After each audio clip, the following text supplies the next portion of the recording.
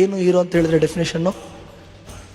ಯಾರು ಸಿನಿಮಾಗಳಲ್ಲಿ ಲಾಂಗ್ ಹಿಡ್ಕೊಂಡು ಬರ್ತಾನೋ, ಮಚ್ಚು ಹಿಡ್ಕೊಂಡು ಬರ್ತಾನೋ, ಅಥವಾ ಗುಲಾಬಿ ಹಿಡ್ಕೊಂಡು ಬರ್ತಾನೋ, ಬೈಕ್ ಓಡಿಸ್ಕೊಂಡು ಬರ್ತಾನೋ, 10 ಜನಕ್ಕೆ ಒಟ್ಟಿಗೆ ಹೊಡಿತಾನೋ ಅವನು ಹೀರೋ ಅಂತ ನಮ್ಮೆಲ್ಲರ ಕಲ್ಪನೆ. ಆದರೆ ಸ್ನೇಹಿತರೆ, ಹೀರೋ ಅನ್ನೋ ಪದಕ್ಕೆ ಡಿಕ್ಷನರಿಯಲ್ಲಿ ಬೇರೆಯದೇ ಅರ್ಥ ಇದೆ. ನೀವು ಡಿಕ್ಷನರಿ ತೆಗೆದು ನೋಡಿ. ಹೀರೋ ಅಂದರೆ ಅರ್ಥ ಕನ್ನಡದಲ್ಲಿ ನಟ ಅಲ್ಲ. ನಟ ಅನ್ನೋದಕ್ಕೆ ಆ್ಯಕ್ಟರ್ ಅಂತ ಕರೀತಾರೆ, ನಟಿ ಅನ್ನೋದಕ್ಕೆ ಆ್ಯಕ್ಟ್ರೆಸ್ ಅಂತ ಕರೀತಾರೆ. ಹೀರೋ ಅಂದರೆ ಅರ್ಥ ನಾಯಕ, ಹೀರೋಯಿನ್ ಅಂದರೆ ನಾಯಕಿ ಅಂತ. ನಾವು ಹೀರೋ ಅಂತ ಯಾರನ್ನ ಆರಾಧಿಸ್ತೀವೋ ಅವ್ರ ಥರ ಆಗ್ತೀವಿ. ನಾವು ನಮ್ಮ ಅಪ್ಪ ಅಮ್ಮನ ಥರ ಯಾಕೆ ಆಗಿದ್ದೀವಿ, ಕೆಲವು ಗುಣಗಳು ನಮಗೆ ಬಂದಿದ್ದಾವೆ ಅಂತ ಹೇಳಿದ್ರೆ ನಮ್ಮ ಅಪ್ಪ ಅಮ್ಮನ ನಾವು ಇಷ್ಟಪಡ್ತಾ ಇದ್ವಿ. ನಮ್ಮ ಶಿಕ್ಷಕರ ಥರ ಯಾಕೆ ಕೆಲವೊಂದು ಗುಣಗಳು ನಮಗೆ ಬಂದಿದ್ದಾವೆ ಅಂತ ಹೇಳಿದ್ರೆ ನಾವು ಆ ಶಿಕ್ಷಕರನ್ನ ಇಷ್ಟಪಡ್ತಾ ಇದ್ವಿ.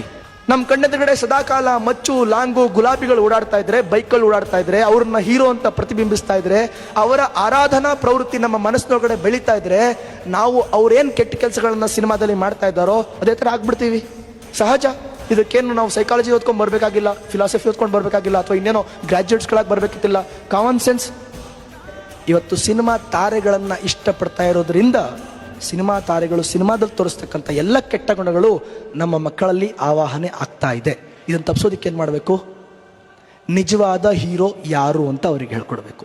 ಯಾರು ನಾಯಕ ಅಂದರೆ ಯಾರು ದೇಶಕ್ಕೋಸ್ಕರ, ಯಾರು ಧರ್ಮಕ್ಕೋಸ್ಕರ, ಯಾರು ಸಮಾಜಕ್ಕೋಸ್ಕರ, ಯಾರು ಇನ್ನೊಬ್ಬರಿಗೋಸ್ಕರ, ಯಾರು ತಮ್ಮೂರಿಗೋಸ್ಕರ, ತನ್ನ ಜನರಿಗೋಸ್ಕರ ಪ್ರಾಣ ಕೊಡ್ತಾನೋ, ಯಾರು ದೇಶಕ್ಕೋಸ್ಕರ ಮರುಗುತ್ತಾನೋ, ಯಾರು ದೇಶಕ್ಕೋಸ್ಕರ ಕಣ್ಣೀರಿಡ್ತಾನೋ, ಯಾರು ದೇಶಕ್ಕೋಸ್ಕರ ತನ್ನ ಜೀವನವನ್ನು ಸಮರ್ಪಿಸ್ತಾನೋ, ಯಾರು ದೇಶಕ್ಕೋಸ್ಕರ ತನ್ನ ಸಮಯವನ್ನು ಮೀಸಲಿಡ್ತಾನೋ ಅಂಥವನನ್ನು ಹೀರೋ ಅಂತ ಕರೀಬೇಕಾಗತ್ತೆ.